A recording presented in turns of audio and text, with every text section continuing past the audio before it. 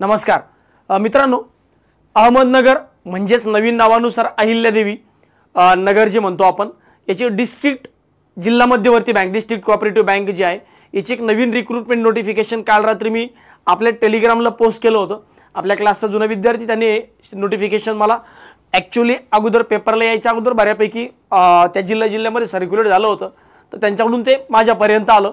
रात्री मी त्याला हे विचारलं होतं की बाबा हे नोटिफिकेशन खरं आहे नाही आहे, पण आज सकाळी मी ते कन्फर्म करून घेतलं की न्यूजपेपरला, लोकमतला आणि सकाळी हे न्यूजपेपर ऑलरेडी आलेलं आहे, पब्लिश झालेलं आहे, तेही मी आपल्या टेलिग्रामवर टाकलं होतं। एक जम्बो वॅकन्सीज ज्या आहेत या अहमदनगर डिस्ट्रिक्ट कोऑपरेटिव्ह बँकेच्या फक्त आणि फक्त महाराष्ट्राच्या विद्यार्थ्यांसाठी आहेत।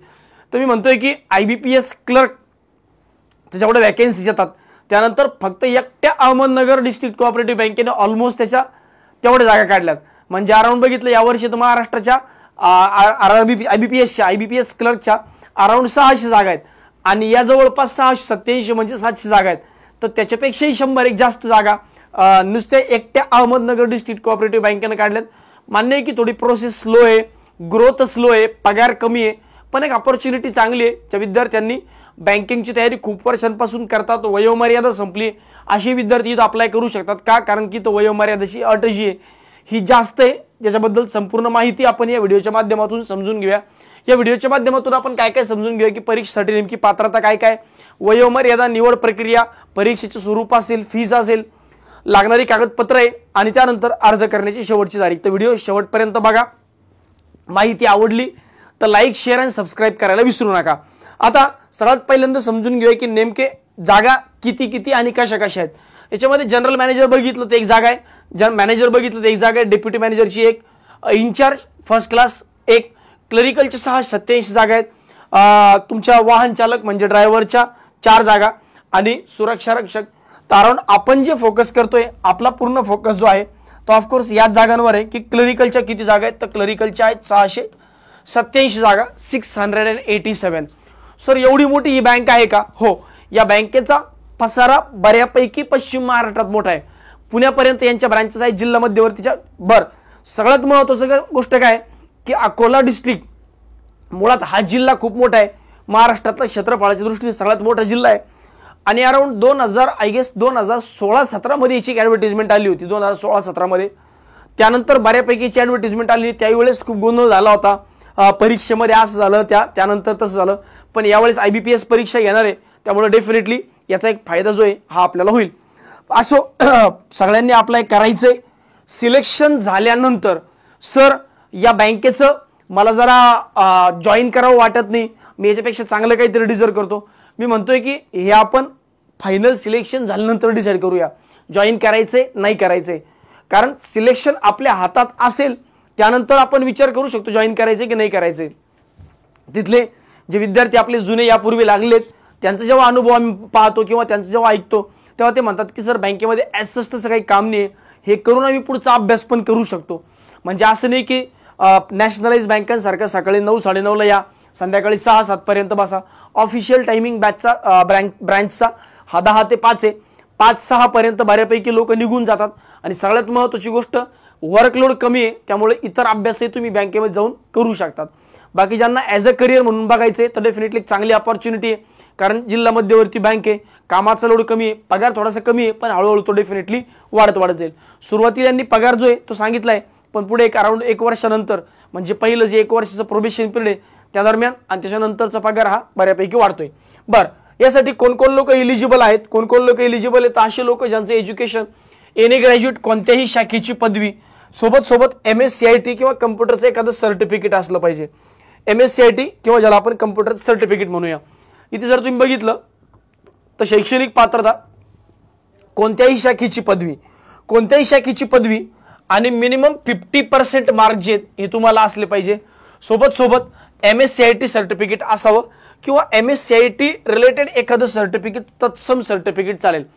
सोबत कुणाला प्राधान्य देण्यात येईल, MCOM MBA असे जर असतील तर यांना प्राधान्य, याचा अर्थ असा नाही की याच लोकांना घेणार आहे, असतील तर ओके, नसतील तर आपले एनी ग्रॅज्युएट तर डेफिनेटली घेणारच आहेत। सोबत जर तुमच्याकडे कम्प्युटर सर्टिफिकेट नसेल पण तुमचं BE computer, IT, ENTC BSc computer असल्यास तुम्हाला MSCIT ची गरज नाही, MSCIT ची गरज नाही. इनफॅक्ट बरेच विद्यार्थी असे आहेत की ज्यांचं BSc ॲग्रिकल्चर झालंय, त्यांच्याकडे MSCIT सर्टिफिकेट नाहीये, पण कुठेतरी तुम्ही डिग्री लेवलला कम्प्युटर ॲज अ सब्जेक्ट शिकलात तर त्या ठिकाणी त्या सब्जेक्टला तुम्ही हायलाईट करून प्रमाणपत्र तिथं दाखवू शकता, प्रमाणपत्र तिथं सादर करू शकता की हा इथं माझं MSCIT किंवा MSCIT तत्सम जे प्रमाणपत्र आहे माझं किंवा त्या प्रकारचा कोर्स जो आहे हा माझा झालाय, त्यामुळे तिथं अप्लाय डेफिनेटली करून घ्या. बरं, आता पुढचा मुद्दा येतो. पुढचा मुद्दा तो असा की सिलेक्शन प्रोसेस, एज लिमिट काय. एज लिमिट मी जर अगोदर सांगितलं की जे विद्यार्थी अगोदर बँकिंगची तयारी करायचे पण आता बँकिंगची तयारी करणं त्यांना होत नाही, कारण काय, कारण आता वयोमर्यादा संपली, तर तुमच्यासाठी एक चांगली अपॉर्च्युनिटी आहे. कारण इथं जनरल कॅटेगरीला किमान 18 आणि अप्पर लिमिट एज जी आहे, एज लिमिट ही 40 वर्षांपर्यंत आहे. म्हणजे बँकिंगची तयारी करतोय, सिलेक्शन नाही झालं, थोडं उशिरा चालू केलं होतं, काही कारण असेल पण सिलेक्शन नाही झालं, तुमच्यासाठी एक चांगली अपॉर्च्युनिटी, कारण वयोमर्यादा 40 वर्षांपर्यंत आहे. ओबीसी 18 ते 43 वर्ष, कारण +3 वर्षांचं एक्झम्पशन असतं. SC ST साठी 18 ते 45 +5 वर्षांचं एक्झम्पशन असतं. बाकी एज लिमिट जी आहे, एज लिमिट जरी अशा पद्धतीने असली तरी याला आरक्षण नाहीये. आरक्षण जर असतं तर तुम्हाला आरक्षित जागा दिलेल्या असतं की जनरल कॅटेगरीला एवढ्या आहेत, ओबीसी कॅटेगरीला एवढ्या आहेत, SC ST कॅटेगरीला एवढ्या आहेत. आरक्षणाचा काही मुद्दा दिलेला नाही, त्यामुळे आरक्षण बऱ्यापैकी नाहीच असं ॲज्युम करून चालूया. पण वयोमर्यादेमध्ये मात्र तुम्हाला अट शिथिलता आहे. पुढचा मुद्दा, सिलेक्शन प्रोसेस कशी होणार. पहिल्यांदा तुमची लेखी परीक्षा होणार आणि मग त्यानंतर मुलाखत होणार. लेखी परीक्षा होणार आणि त्यानंतर मुलाखत होणार. लेखी परीक्षेमध्ये कुठला कुठला सिलेबस असेल, किती किती मार्कांना परीक्षा असेल, या संदर्भातही समजून घेऊया. लेखी परीक्षा जी आहे ही ॲक्च्युअली तशी 90 मार्कांची असणार आहे. लेखी परीक्षा जी आहे ही 90 मार्कांची असणार आहे, ज्याच्यामध्ये कुठले कुठले विषय त्या संदर्भात सांगतोच. पण त्यापूर्वी एक महत्त्वाचा मुद्दा असा होता की लेखी परीक्षा निवड कार्यपद्धती, हा या पद्धतीने. तर जी परीक्षा आहे ती 90 मार्कांची असणार आहे. पदांकरिता 100 पैकी 90 गुणांसाठी संगणकाद्वारे ऑनलाईन परीक्षा घेण्यात येईल. तिथं लेखी परीक्षा दिलं होतं, PPT बनवताना मे बी सरांकडून लिहिणं चुकलं असावं म्हणून मी मुद्दा म्हणते नोटिफिकेशन काढलं, कारण लेखी परीक्षा होत नाही, ऑनलाईन एक्झाम आहे. संगणकाद्वारे ऑनलाईन परीक्षा घेण्यात येईल. संगणकाद्वारे ऑनलाईन परीक्षा म्हणजे ऑनलाईन एक्झाम जसे IBPS घेणार त्या पद्धतीने. सदर परीक्षेच्या प्रश्नपत्रिका वस्तुनिष्ठ व बहुपर्यायी स्वरूपाच्या असतील. ऑनलाईन परीक्षा 90 प्रश्नांची असून प्रत्येक प्रश्नात 1 गुण असणार आहे. या ऑनलाईन परीक्षेसाठी 90 मिनिटांचा कालावधी. बहुत टाइम तो टाइम आहे भैया, बहुत टाइम आहे, टाइम खूप आहे, बरोबर. त्यामुळे ही एक अपॉर्च्युनिटी चांगली आहे की टाइम पण भरपूर आहे, नंबर ऑफ क्वेश्चन कमी आहे. बँकिंगच्या परीक्षेत 100 क्वेश्चन सोडवायला 60च मिनिटं असतात. इकडं 90 क्वेश्चन सोडवायला 90 मिनिटं, 1 मिनिटाचा 1 क्वेश्चन किंवा ऑलमोस्ट असं म्हणू शकतो आपण. ऑनलाईन परीक्षेसाठी बँकिंग सहकार, सामान्य ज्ञान, चालू घडामोडी, कृषी व ग्रामीण अर्थव्यवस्था, मराठी, इंग्लिश, गणित, संगणक, माहिती तंत्रज्ञान, बौद्धिक चाचणी या विस्तृत अभ्यासक्रमावर आधारित प्रश्नांचा समावेश असेल. ऑनलाईन परीक्षेचे माध्यम मराठी असेल, तर मराठीतून परीक्षा आहे. तर नंबर ऑफ सब्जेक्ट जे आहेत हे बऱ्यापैकी जास्त आहेत, पण हे सब्जेक्ट जर बघितलं, याचं बायफर्गेशन जर बघितलं तर तसं दिलेलं नाही की किती क्वेश्चन, किती मार्क, किती कुठल्या सब्जेक्टवर किती क्वेश्चन असणार आहेत. बाकी मोठे जर तुम्ही बघितलं तर एवढे सब्जेक्ट आहेत. आपण जे शिकतोय ऑलरेडी इंग्लिश, मॅथ्स, कम्प्युटर, त्यानंतर बऱ्यापैकी आपल्याला हावाला पाठ झालेला आहे बँकिंग आणि सहकार, आणि बऱ्यापैकी आपला हावाला पाठ झालेलाच आहे. कृषी व ग्रामीण अर्थव्यवस्था हावाला एक पाठ, मराठीवाला एक पाठ आणि माहिती तंत्रज्ञान, याच्यामध्ये कम्प्युटर येतच. बौद्धिक चाचणी आपलं ऑलरेडी झालंय, म्हणजे कम्प्युटरवाला जो पार्ट आहे. तर हा जो पार्ट आहे मराठीवाला स्पेसिफिकली, तर याचे काही स्पेशल लेक्चर जे आहेत हे गणेश सर तुमच्यासाठी घेतील. आपल्या क्लासच्या विद्यार्थ्यांना हे कम्प्लिटली फ्री ऑफ कॉस्ट असेल.